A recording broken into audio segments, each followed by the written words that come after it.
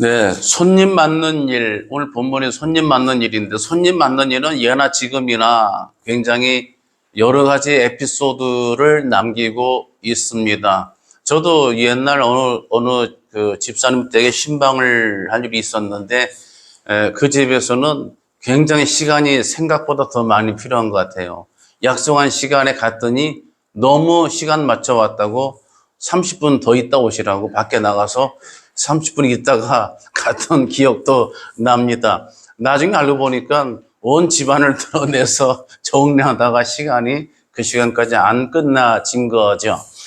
굉장히 어렵습니다. 접대 문화라고도 할 수 있는데 한국에서는 정말 있는 것 없는 것, 있는 것까지는 좋은데 없는 것까지라도 어떻게 해서 구해서라도 차려놓고 그렇게 체면치레하고 접대하려고 하는 것, 이것이 한국의 보통 보여지는 문화이기도 합니다.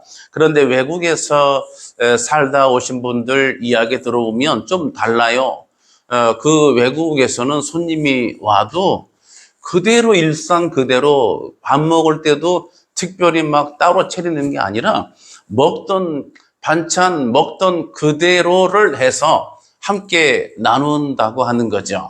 그래서 특별히 손님을 맞는다고 그래서 번거롭게 뭘 추가하고 뭘 특별히 준비하는 이런 과정이 없다고 합니다. 오늘 본문에서 누가복음에 이러한 접대 예수 그리스도를 대접하고 있는 한 자매의 이야기가 나오는데 이 베다니 지역에 살고 있던 그 자매 마르다 언니 동생 마리아 이야기입니다. 원래 이 베다니라는 것이 지역적인 특색을 잠깐 생각해 볼 필요가 있는데 베다니는 히브리어 성경에서 베스는 집이죠. 이게 유래돼서 벳 플러스 아니는 가난한 사람들이란 뜻이에요. 그러니까 베스하고 아니가 붙어서 이 베다니 지역의 마르다 마리아 집안은 그 지역은 사실상으로 가난한 사람들이 사는 가난한 동네로 성경이 의도적으로 비춰주고 있습니다. 예수님을 대접하고 있는 이 집안의 이야기인데 이 집안의 환경도 넉넉한 집안이 아닌 것을 염두에 두실 필요가 있습니다. 이 자매가 주님을 맞는데 서로 대조되는 모습을 보여주고 있어요. 예상대로 언니 마르다는 한국형의 그런 자매예요. 예수님 오시니까 뭐 전도 붙이고 뭐도 하고 뭐 필요한 거를 머릿속에 프로그램이 팍팍팍 들어가면서 지금 엄청 많이 분주하게 하고 있고요. 정말 몸도 바쁘고 마음도 바쁘고 그 다음에 몸과 마음이 바쁘면 또 뭐가 바빠요? 말초 신경도 바빠요. 신경도 예민해집니다. 갑자기 손님 치료하니까 신경도 막 예민해지고 막 여기서 저기서 뭐 신경이 막 지금 과부하 걸릴 지경인데 그런데 반대로 동생 마리아는 너무나 천연덕스럽게 예수님 발 아래 엎드려서 앉아서 예수님을 말씀을 듣고 있다 이 말이죠. 이 두 사람이 서로 다른 모습을 보이고 있는데 이 두 사람이 다른 형태는 맞지만 두 사람의 다른 형태 속에서 공통점이 하나 있어요. 이게 뭐냐면 자기가 맞다고 생각한 쪽에서는 적어도 최선을 다하고 있다. 할렐루야. 자기가 선택한 일에 대해서 선택한 방법에 대해서 마르다는 마르다대로 마리아는 마리아대로 최선을 온 심혈을 기울이고 있다 이 말이죠. 그런데 대부분은 여기서 이제 오해가 발생하는 게 믿는 사람들이 생각할 때 설교도 많이 들었지만 언니 마르다는 잘못한 거고 마리아가 잘한 것이다 해서 주님이 책망하셨다라고 생각을 이렇게 선입견들을 많이 가지고 있습니다. 과연 맞는 말인가요? 정답은 그렇지 않을 수가 있다 이 말이죠. 그래서 오늘 본문은 이 마리아의 선택은 어떤 성경에서 의도 속에 전달되고 있고 이게 우리가 어떻게 그 의미를 우리가 은혜로 받아야 되는가 요거를 이번 설교를 통해서 함께 나누고자 합니다. 첫 번째로 오늘 본문의 사건은 마르다야 마르다. 이 마르다에게 교훈을 주시고 계신 것이지 마르다가 잘못했다고 책망하시고 계신 사건이 아니라고 하는 거예요. 본문 41절에 예수님께서 마르다의 이름을 부르시는데 어떻게 불렀어요? 마르다야 마르다야. 이렇게 마르타 마르타 두 번을 반복을 했어요. 성경에서 두 번을 반복하는 일은 굉장히 흔치 않는 일이에요.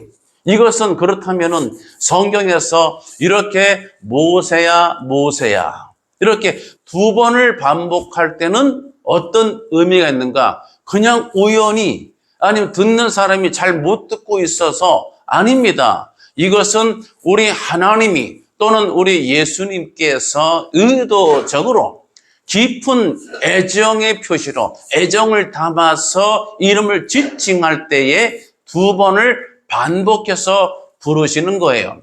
진실로 진실로 가라사대 내게 이르되 진실로 진실로 내게 이르노니 이렇게 진실로를 반복할 때는 이 말씀 가르치시려고 하는 말씀이 얼마나 중요한가를 강조하시는 것처럼 마르다야 마르다야 두 번을 반복했을 때는 그 존칭의 대상자 그 마르다라는 사람을 우리 주님이 특별하게 생각을 하고 계시다라고 하는 거죠.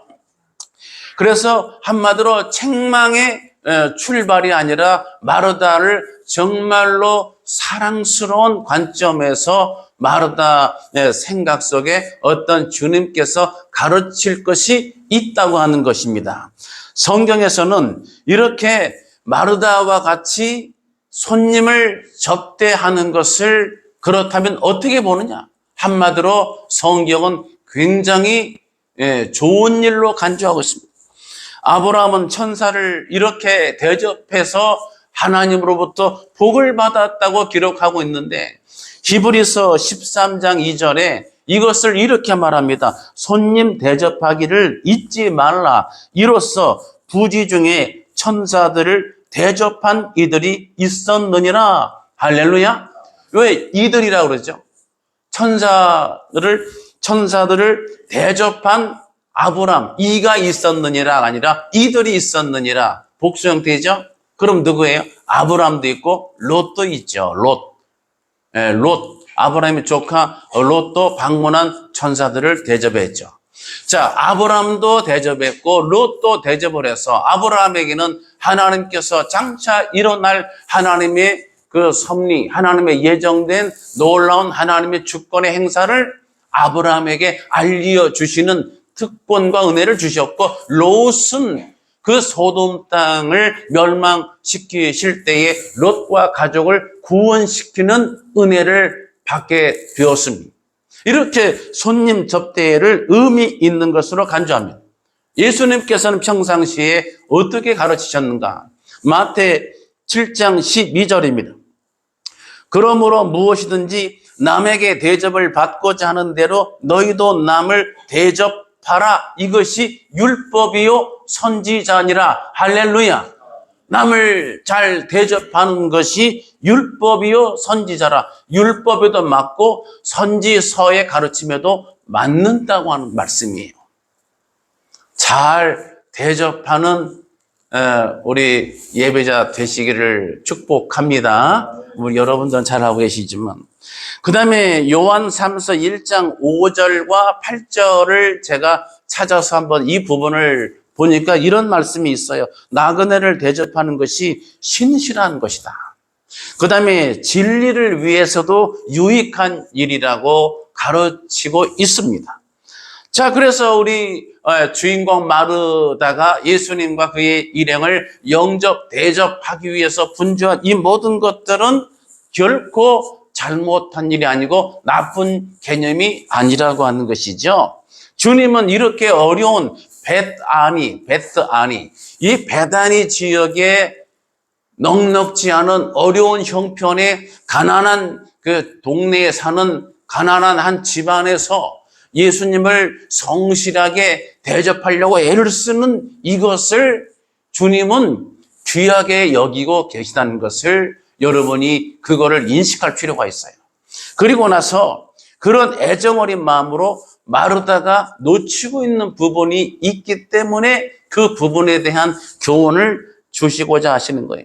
많은 사람들이 믿음으로는 마리아가 믿음의 사람이고 마르다는 일밖에 모르고 믿음이 없다라고 그렇게 말하거나 이해하는 사람도 있습니다. 저도 여러 신앙인과 대화해 보면은 그런 이야기도 견해도 종종 보게 됩니다. 그런데 성경에는 언니 마르다가 믿음이 없다고 말하지 않습니다. 믿음의 사람인 것을 성경이 밝혀주고 있어요.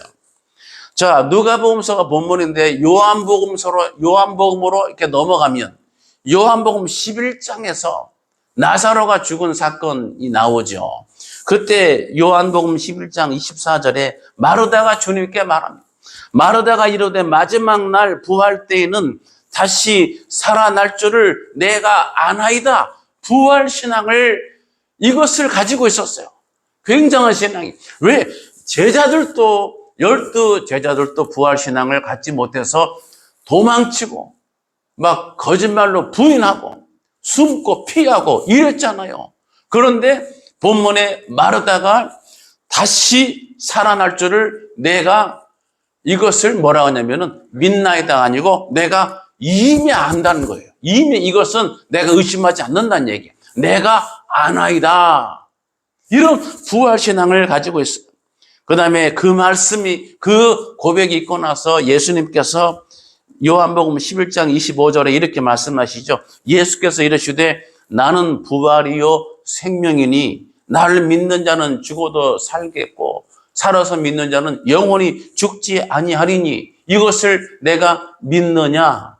이 유명한 말씀 아니에요. 그러자 27절에 마르다가 더 유명한 고백을 하게 되죠. 이르되 주여 그러하외다. 주는 그리스도시요 세상에 오시는 하나님의 아들이신 줄 내가 믿나이다. 할렐루야. 베드로의 신앙 고백만 유명한 게 아닌 것을 아셔야 돼요. 베드로가 그를 알게 하신 이는 성령이라고 그랬잖아요. 성령께서 머리통을 딱 쳐서 정답을 낳은 거지 베드로가 알고 있는 걸 얘기한 건 아니에요. 그런데 마르다는 알고 있는 것을 말했어. 내가 그것을 이미 아나이다 하고 주는 그리스도시요 세상에 오시는 하나님의 아들이신 줄을 내가 믿습니다. 이렇게 이러한 믿음을 알고 있는 신앙 고백을 주님 앞에 고백하고 있는 거예요. 이렇게 마르다는 믿음의 사람인 것이지 믿음이 없고 그저 일밖에 모르고 그냥 부엌대기 일만 할 줄 아는 그런 사람이 아닌 것임을 여러분이 생각할 필요가 있습니다. 두 번째로 오늘 본문에 있어서 이 언니 마르다와 마리아는 두 가지 유형의 신앙 접근 방법을 말해주고 있다. 서로 다른 각도에서 접근하는 거죠. 사람들은 저마다 자기 나름대로 철학과 신조를 가지고 있습니다. 살면서 우리가 어떤 제도적인 교육을 받아서 초등학교, 중고등학교, 대학 무슨 과정이 있습니다만은 이런 그 제도적인 과정 말고도 배움이 있죠. 뭐냐면 살면서 얻어집니다. 살면서 습득합니다. 살면서 학교에서 가르쳐 주는 것 말고 내가 인생을 살면서 얻게 되는 지식이 있어요. 살면서. 이렇게 어떤 비형식적인 커리큘럼이 우리 삶에는 존재하는 거예요. 여러분 어떤 면에서 교회 생활에서도 설교 외적인 면에서도 배울 것이 있다고 하는 거예요. 내가 교회를 섬기고 왔다가 왔다 하고 교회를 돌보고 우리가 식탁 봉사를 하고 또 차량 운전 봉사를 하고 여러 가지 봉사를 하면서도 우리 주님 앞에 배울 것이 있고 훈련하는 것이 있고 우리 하나님께서는 그러한 성도의 섬기는 것을 이제도 아시는 잊어버리지 아니하신다고 성경이 기록하고 있습니다. 자, 그런 면에서 사람들에게 사랑에 대해서 주는 게 먼저냐 받는 게 먼저냐 물어보면 대부분 사람의 공통인식이 사랑은 주는 게 먼저인 것 같아요 라고 말들을 하지만 정답은 받는 게 먼저라고 저는 말합니다. 받아본 사람이 줄 수가 있어요. 받아본 사람. 내가 가지고 있는 것만큼 남에게 줄 수가 있어요. 사도 바울이 주를 위해서 모든 것을 버린다고 했을 때에 버릴 것이 있도록 열심히 채우며 살았던 사람이 주를 위해 모든 것을 버렸나이다라고 말할 수 있어요. 내가 주의 일을 하기 위해서는 주는 것이 먼저가 아니라 받는 것이, 은혜를 내가 먼저 받아본 사람이에요. 하나님의 사랑이신 것을, 하나님의 긍휼을 내가 받아본 사람이 다른 사람에게 하나님의 사랑으로 대할 수가 있다고 하는 거죠. 기독교의 중요한 가르침 중에 하나는 용서도 마찬가지예요. 내가 용서를 받아봤어야 다른 사람을 내가 비로소 용서할 수가 있습니다. 사도 바울은 그런 면에서 빚진 자 의식을 가지고 주님의 일을 감당했어요. 내가 죄인 중에 괴순이라 고백을 했잖아요.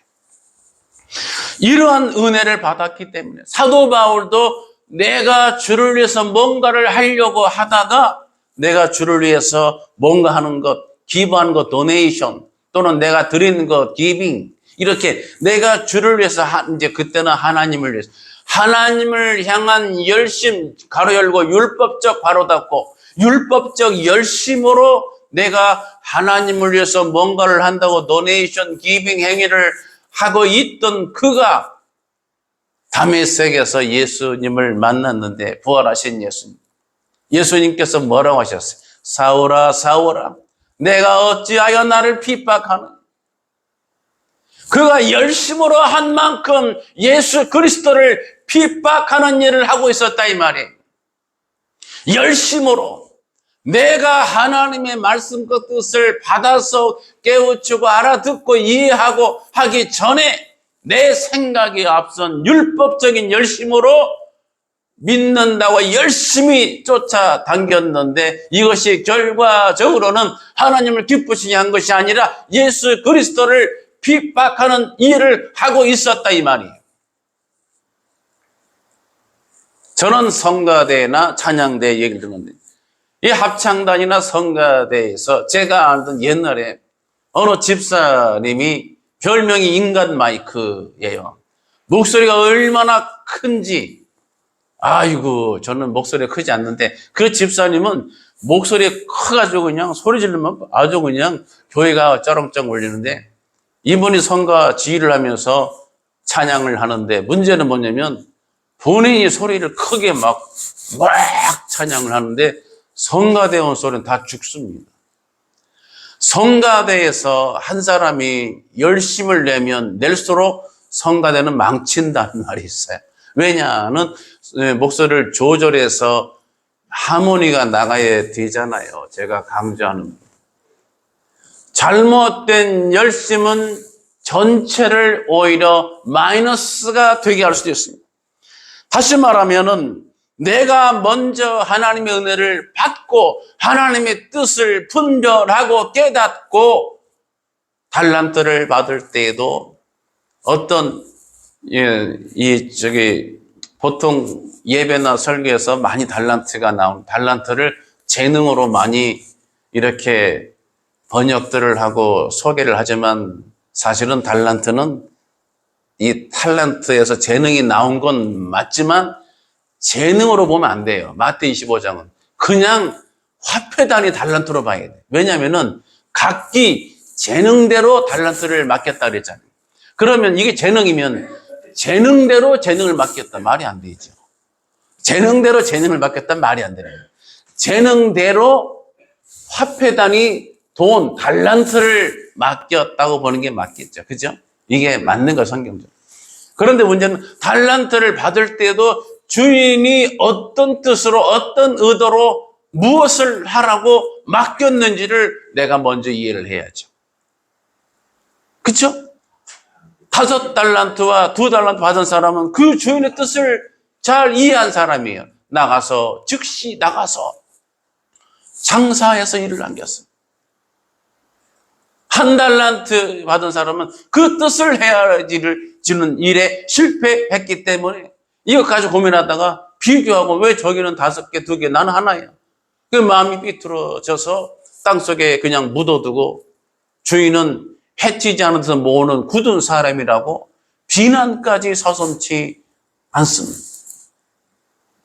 내가 어떤 일을 하기 전에 먼저 배워야죠. 먼저 깨달아야죠. 무엇을 할 거인지를 내가 알아야지. 내가 알아야. 그래서 한국 사람은 생각하기 전에 행동이 먼저 나간대잖아요. 행동이 먼저 나. 사람도 유형도 다른데. 절벽을 뛸 때도 내가 저런 공간 넓이를 뛰어넘을 수 있을 수 없을지를 계산해보고 뛰어도 되는데 한국 사람은 먼저 뛰고 나서 생각한다는 거죠. 급하니까. 이 개념을 신앙생활에 접목시켜 보면은 제가 소개한 대로 기빙, 내가 드린다. 그 다음에 도네이션, 기부한다. 또는 우리가 디보션, 데디케이션, 이제 봉헌한다, 헌신한다가 있는데 어떤 것이 먼저냐? 먼저는 리셉션, 내가 받는 게 먼저인 것이 기독교 진리예요. 그러니까 내가 하나님을 찾아서 만난 것이 아니라 하나님이 저와 여러분을 찾아와서 만나게 된 줄 믿으시기 바랍니다. 기독교는 하나님이 찾아오는 종교예요. 왜? 사람 육처럼 말하면 병들어서. 의원이 찾아온 거예요. 병든 자에게 의원이 필요하다고 죄인을 찾아오신 이가 예수 그리스도. 할렐루야. 내가 철학적으로 판단하고 분석해서 내가 의원을 만나야지가 아니라 우리 의원 대신 예수께서 이 땅의 구원자로 찾아오셨어요. 그래서 신앙은 내가 먼저 뭘 하기 전에 먼저 배워야 될 줄로 믿습니다. 군인 된 자가 나가서 싸우는데 그냥 군복 입고 와서 바로 전투 현장에 배치되는 게 아니에요. 먼저 그냥 군복 입는 법부터 전투화 신는 법부터. 저는 근데 가서 군화 닦는데 2등병 때 군화 닦으려 열심히 닦았는데 군화 닦을 때 솔 쥐는 것도 군대식으로 해야 되더라고. 제가 이렇게 하던 대로 하니까 그렇게 하면 안 되고 이렇게 하라고 상병이 눈을 쭉 지켜보고 그냥 째려보면서 야단치더라고. 이 솔질도 군대식으로 걸을 때도 군대식으로. 그리고 뛰고 구르고 훈련하고 총 쏘는 법하고 사격 훈련하고 각계 전투 훈련을 하고 전술 이해를 하고 무슨 정신교육을 받고 여러 차례 해가지고 그렇게 훈련된 다음에 전장에 나가 보내는 거예요. 그래서 내가 어떤 것을 이웃에게 주기 위해서는 전제가 있어요. 내가 줄 것이 있어야죠. 할렐루야. 내가 주려고 하면은 줄 것이 있어야죠. 사람은 내가 아는 것만큼 말할 수 있고 내가 가진 것만큼 줄 수가 있는 거예요. 옛날에 영화 송강호 나온 괴물이라는 영화에서 송강호 주인공은 한강에서 그 컨테이너에서 매점을 운영하는 사람이죠. 아주 서민이죠. 그러다가 이제 괴물의 그 타액에 묻어서 병원에 입원했는데 그 미군 장교가 영어로 얘기할 때 막 복잡한 영어 못 알아듣는데 바이러스란 말을 알아듣죠.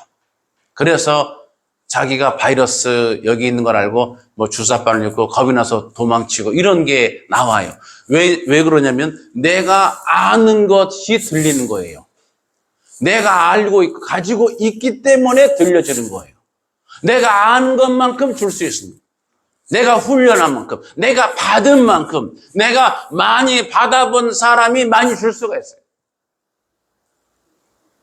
어떤 분이 자녀를 얘기하는데 큰 애가 있고 작은 애가 있는데 큰 애는 항상 이렇게 어려울 때 이제 키웠는데 잘 못 먹고 어려울 때니까 그래서 아껴 쓰고 이 몸에 뱄어요. 작은 애는 조금 형편이 나아질 때 컸어요. 이 아이는 그냥 펑펑 쓰고 잘 먹고 나중에 이제 출가해서 성장해서 직장 생활해서 자기 부모한테 용돈을 주는데 큰애는 여전히 조금씩 아주 전략에 주고 작은 애는 아주 그냥 크게 그냥 용돈을 주더라 이 말이에요. 써본 사람이 많이 누려본 사람이 많이 줄 수도 있습니다. 이 고기도 먹어본 사람이 맛을 안다고 이런 표현도 있지 않습니까? 그래서 내가 어떤 일을 하기 전에 신앙 안에서 율법적으로 또는 어떤 행위적으로 일을 하기 전에 먼저 복음의 은혜로 무장돼야 될 줄로 믿습니다. 하나님의 은혜 앞에 무릎을 꿇어야 될 줄로 믿습니다. 실제로 우리 예수님께서 12 제자들을 파송해 나가실 때에 마태복음 기록 보면은 중요한 말씀이 기록되어 있어요. 이걸 잘 보셔야 돼. 마태 10장 1절이 예수께서 그의 12 제자를 부르사 더러운 귀신을 쫓아내며 모든 병과 모든 약한 것을 고치는 권능을 주시니라. 할렐루야. 권능을 주셨어요. 이 권능을 주셔서 보낸 거지 그냥 맨 땅에 헤딩하라고 그냥 발로 차서 나가서 아무나 전도해 이게 아니에요. 먼저 말씀의 은혜를 받아야 될 줄로 믿습니다. 영적 권능을 내가 먼저 훈련해야 될 줄로 믿습니다. 그렇게 보냈는데도 마태 10장 16절 보면 주님께서 이렇게 말씀하시잖아요. 보라 내가 너희를 보냄이 양을 이리 가운데로 보냄과 같도다. 그러므로 너희는 뱀같이 지혜롭고 비둘기같이 순결하라 그랬어요. 이렇게 권능을 주셨어도 양을 이리 가운데 보냄과 같다. 내가 어떤 일보다 더 중요한 게 배우고 채우고 익히고 훈련하는 것이 앞선 먼저 된 순서인 것을 기억하시기 바랍니다. 세 번째로 믿음의 출발점을 이 본문에서는 사람에게 내 자신에게 맞추지 말고 주님께로 맞춰라. 믿음의 출발점. 사람들은 믿는다고 할 때 주로 자기 생각대로 믿습니다. 제가 아까 소개한 내가 아는 것만큼 내가 체험한 만큼 이렇게 에피소드를 설명드린 거와 연관이 됩니다. 그래서 자기 생각 방식을 따라요. 대화할 때도 A를 이야기하면은 B에 관심 많은 사람은 A 중에서 A를 10개 얘기하고 B가 하나 살짝 지나갔는데 그 B만 듣습니다. 그 B만 이해를 합니다. 이게 사람의 습성이에요. 저도 간혹 식사 대접 받을 때가 있는데 난감할 때가 있어요. 뭐 좋아하세요? 목사님 좋아하는 거 드세요. 그래서 좋아하는 메뉴를 골라서 갔습니다. 갔더니 메뉴판 보니까 비싼 메뉴가 더 있어요. 그랬더니 그분이 이러는 거예요. 이 목사님 그냥 제일 비싼 걸로 드셔. 제일 비싼 걸로 드세요. 아니 제가 먹고 싶은 것이 있어서 왔는데 제일 비싼 걸로 이제 무조건 먹으라는 거예요. 여러분 제가 그래서 제가 또 비싼 거를 한번 검색을 해봤어요. 1위 제일 비싼 게 식용금이 있어요. 금을 음식에 넣어서 먹는 금으로 된 식사. 저는 안 먹고 싶어요. 두 번째가 2위가 제비집이라는 요리가 있는데 진짜 제비는 아니고 광동 요리. 중국. 역시 중국은 중국답습니다. 근데 제비가 아니고 흰집 칼새라는 제비랑 비슷한 건 흰집 칼새라는 새인데 이 새가 둥지를 만들면서 침샘 분비물, 침이 이 둥지 만들고 침에서 막 흘려 나오는 이 분비물 있잖아요. 그걸로 만든 음식이에요. 구하기 어려서 아주 그냥 천정부지의 값입니다. 그 다음에 3위가 뭐 백로송이 무슨 버섯인가 또 있고 뭐 또 캐비어 무슨 상어 알지. 한마디로 저는 그런 거 안 좋아합니다. 여러분이 혹시 저 식사 사주시려면 그런 거는 사양 먼저 하겠습니다. 제가 좋아하는 건 설렁탕, 순두부, 뭐 이런 거 좋아해요. 이런 거 좋아해요. 언니 말하다가 믿음이 있음에도 불구하고 그 상황에서는 내 생각으로부터 출발을 했습니다.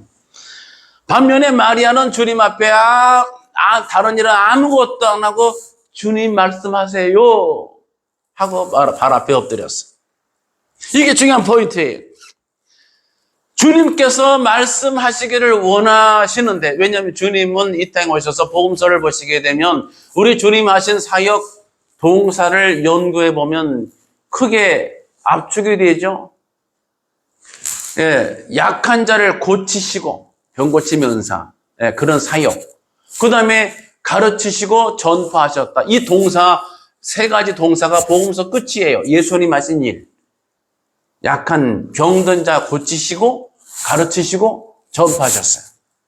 그러니까 주님은 이 고치신 것 말고는 가르치고 전파를 묶어서 뭐예요? 말씀으로 가르치신 것을 중요하게 하시고 심지어 병 고친 일도 가르치시기 위한 방편으로 쓰셨어요. 그러니까 주님은 가르치시기 위해서 오셨어요. 이렇게 말씀할 수가 있습니다. 예, 디다스 칼로스라고도 하죠. 가르치시는 분이시죠. 그런데 여러분, 가르치려고 하는데 말하는데 앞에서 잘 들어야 좋지. 딴 일하고 있으면 좋겠어요? 저희 집 아들이 자기 엄마랑 대화를 하는데 식탁에서 아들이 뭔가를 설명한 지 엄마 가르쳐 주려고 뭔가를 막 공학적인 걸 설명을 컴퓨터 관련돼서 얘기를 하고 있어요. 근데 지 엄마는 핸드폰을 보고 있어요. 카톡이 오니까 카톡을 검색하고 이렇게 보고 또 답장 보는. 그러니까 지 아들도 얘기하다가 엄마를 보다가 같이 엄마의 핸드폰을 보는 거예요. 눈이 자꾸 거길로 신경 쓰이죠. 그러더니 나중에 불만스럽게 말하더라고요. 엄마 지금 내 말 듣고 있어요? 엄마가 그거 듣고 있지. 그랬더니 요새 애들은 그냥 안 넘어가죠. 그럼 내가 뭐라고 그랬어요? 다시 말해봐요. 거기서 갑자기 렉이 걸리더라고요. 대화할 때는 정말 집중해서 들어주는 사람이 필요하겠죠. 우리 주님은 참고적으로 말씀으로 가르치시는 주님이시죠. 자, 생각해 보세요. 그런데 여기서 마르다와 마리아의 행동이, 동선이 어떻게 달랐나요? 그러면 주님께 내가 맞춘다는 것, 내 신앙의 출발을 주님께로 맞춘다는 게 구체적으로 어떤 것이냐? 첫 번째는, 가장 먼저는 내가 다른 거 하지 말고 주님께로 올 스탑하고 주님을 향해서 앉아서 듣는 것이 가장 우선된 줄 믿으시기 바랍니다. 듣는 거예요. 들어야죠. 내가 어떤 일을 하기 위해서는 먼저 제자로 나가려면 훈련이 돼야 되죠. 제가 신학교 공부할 때에 어떤 한 분이 편입 오셨는데 그때 2년제 대학이 있었잖아요. 초급 대학. 2년제 그 어떤 공업대학에서 전문대죠, 전문대. 거기에서 강의하신다고 하더라고.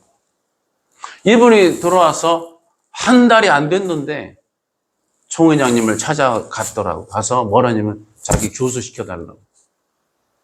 우리 총회장님이 그냥 어이없게 웃으셨다고 하더라고. 그리고 그분은 한 달, 이제 한 학기도 못 채우고 발로 걸어서 그냥 나갔습니다. 아니, 공업대에서 공과 수업을 가르친 분이 신학을 배우고자 왔으면 신학을 배워야죠. 들어야죠, 강의를. 그냥 교수가 왔으니까 자기도 가르치고 싶은 게 더 커서 교수 시켜달라고. 이게 말입니까? 이게?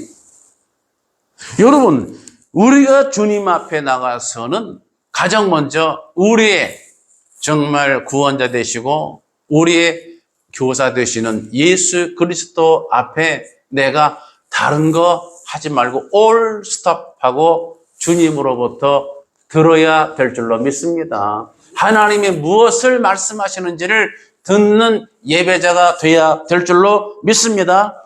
그리고 두 번째는 자기를 비울 줄 아는 거예요. 자기를 비울 줄 아는 거예요. 마리아도 살면서 그만한 나이에 사람을 대접한 일을 하지 않았겠어요? 그러니까 어떻게 할 줄을 이게 프로그램 되어 있다고 봐야 되겠죠. 그런데 내 생각에 꽉 차 있게 되면은 내 방식을 따르는 거죠. 비우지를 못한 거죠. 제가 신방 갔을 때 옛날에 어느 분 집에 신방 가서 그분이 조금 어렵고 몸도 안 좋아서 축복기도 하려고 축복 신방을 갔어요. 그 말씀을 선포하고 이제 간단하게 말씀을 소개하고 이제 그분을 향해 준비해온 그런 축복의 기도를 막 하는데 이상한 소리가 들려요. 막 따끄닥 막 소리가 막 들려요. 그래서 굉장히 신경 쓰였는데 어쨌든 주여 하고 기도해서 기도 다 끝나고 보니까 주인공이 없어 여기에. 내가 축복 기도를 하는데 주인공 없고 주방에 가서 가스불 켜고 막 오고 뭐 간보고 거기서 따끄닥 대접하려고 그 일을 하고 계시더라고. 내가 축복 기도를 열심히 하는데 아멘으로 받아야지. 이거 참말로. 그런 면에서 마리아는 자기를 비울 줄 아는 사람이다. 이렇게 우리가 정리해 볼 수 있습니다. 전통적인 동양 어떤 그런 가치관에서는 너무 예의가 없는 것이 아니냐, 너무 이유를 모른다라고도 그렇게 볼 수도 있습니다만은 성경이 의도한 바는 왜냐하면은 우리 주님께서 좋은 편을 택하였다고 말씀을 해 주셨잖아요. 성경이 가르치고자 하는 것은 바로 마리아의 태도입니다. 선택입니다. 다른 선택은 2차로 미루고 3차로 미루고 주님께서 말씀을 하시옵소서. 그 말씀 앞에 내가 나를 비우고 무릎 꿇어 내가 듣겠나이다. 이 신앙을 주님께서 좋은 편을 택하였다고 말씀하신 거예요. 이제 정리하겠습니다.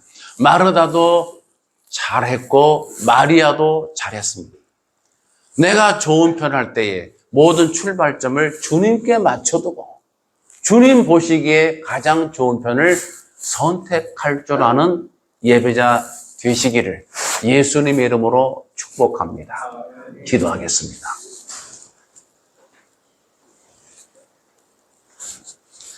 할렐루야. 좋으신 하나님 아버지, 오늘 마르다와 마리아 자매의 선택을 나누었습니다. 우리는 살면서 수도 없이 자주 선택을 하게 됩니다. 그러나 우리가 선택할 때 주님께서 먼저 원하시고 바라시고 기다리시고 또 찾으시는 그런 선택을 하는 예배자 되게 하옵소서. 예수님의 이름으로 기도드리옵나이다. 가운데서 구원하신 우리 구주 예수 그리스도의 귀하신 은혜와 하나님 아버지의 그 크신 사랑하심과 성령님의 감동, 감화, 위로, 교통, 충만, 역사하심이 오늘 예배 참여하는 모든 예배자들 머리 위에와 가정 위에와 일터 위에 기도 제목 위에 자녀들의 진로와 비전 위에 나라와 민족 위에 함께 있을지어다. 아멘.